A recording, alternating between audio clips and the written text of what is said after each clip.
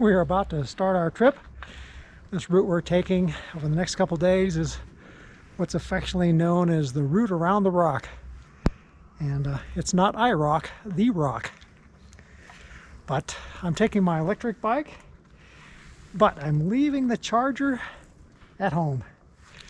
The trip's going to be, somewhere around 160 miles plus or minus, depending upon the routes that we take. And of course, my electric bike has a range much less than that.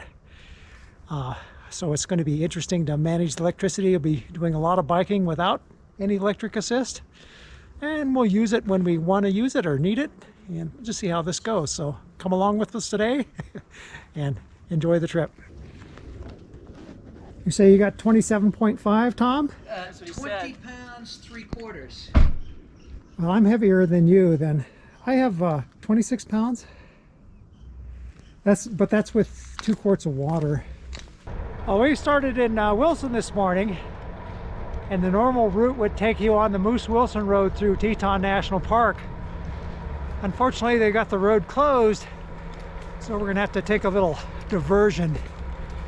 We're gonna head along the bike path here and head down to Spring Creek Road, and then we'll take the bike path into Teton Park. It's a little longer, but it's still scenic.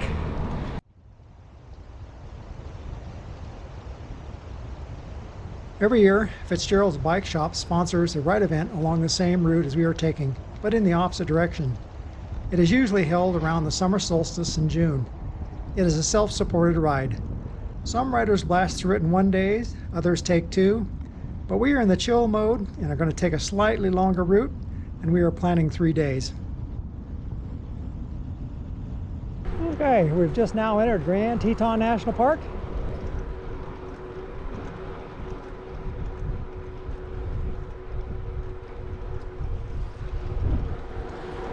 This trail is really popular today. Wonderful weather. It's not too hot. Well, I'll tell you, it doesn't get much better than that. My riding partner on this trip, he's on a giant full suspension mountain bike. This is conventional, it's not electric. But so far I haven't used the electric assist at all. And it's actually amazing. I can't speak for the other e-drive bikes. I don't know how they perform. But this Bosch system, other than the weight, doesn't seem to add any real additional or noticeable drag. And you're probably wondering, well, what's the point of having an e-bike if you don't use the e-assist? Well, this is a multi-day trip, and I don't know what the distance will be. It just sort of depends on what route we take, but it's going to be a minimum of maybe 160 miles, maybe more. Opportunity for charging, not so much. Plus, he doesn't have an e-bike, so I don't want to burden him down with trying to find a place to charge. And I really want to just see how this bike handles if you don't have a charge. When I bought this bike, one of the things I thought about was, if you just took the battery out and you rode it like a conventional bike, other than the additional weight of the motor, would it be a problem? Would I feel that it was a burden? And I can tell you right now, even carrying the extra weight of the motor and the battery and riding it like a conventional bike, I would say is not a burden for me. Now, where we'll really feel the burden is, big, steep, long climbs. And we're going to have that at the end of this trip. We're going to be going up over Teton Pass from the Idaho side, and it's quite the climb. I'll probably use my e-assist then, and I'm going to use my e-assist over the next couple days when I want to, just for kicks. No reason to put it on now. We're just tooling along at a reasonable cruiser speed. Anyway, here's the view.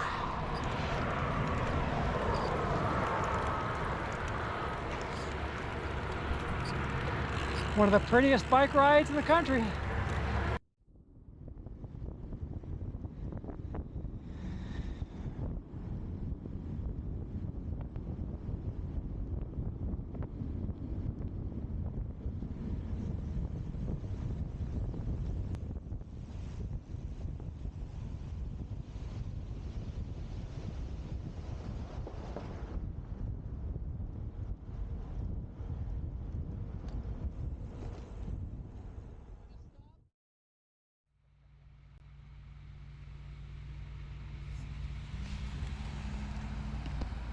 There's Tom getting some water. All right.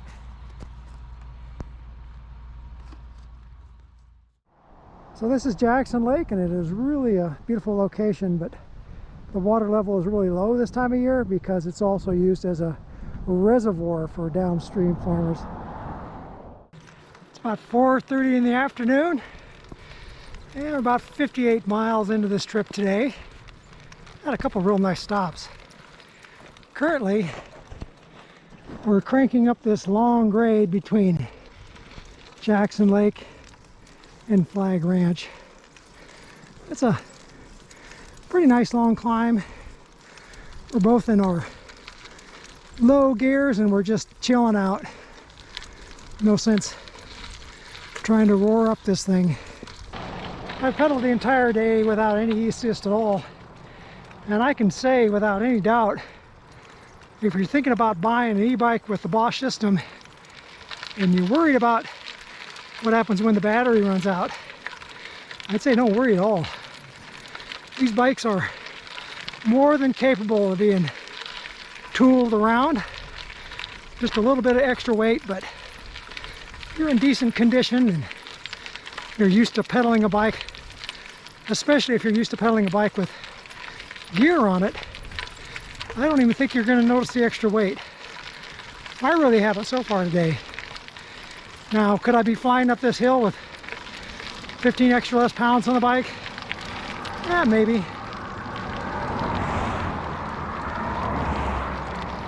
But I can't say it's a burden that's not manageable.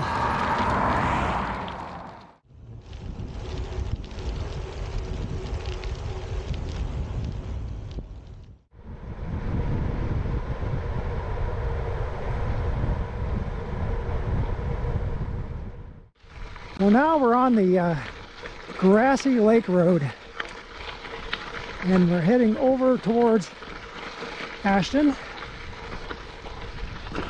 and soon we'll be out the parkway and into Targhee National Forest. And this is the Forest Service connector road between the east side and the west side of the Tetons. And we're going to cruise along this for a while, find us a nice place to wild camp. It is a beautiful evening. Accommodations for the night. Tom H. has got himself a little tent.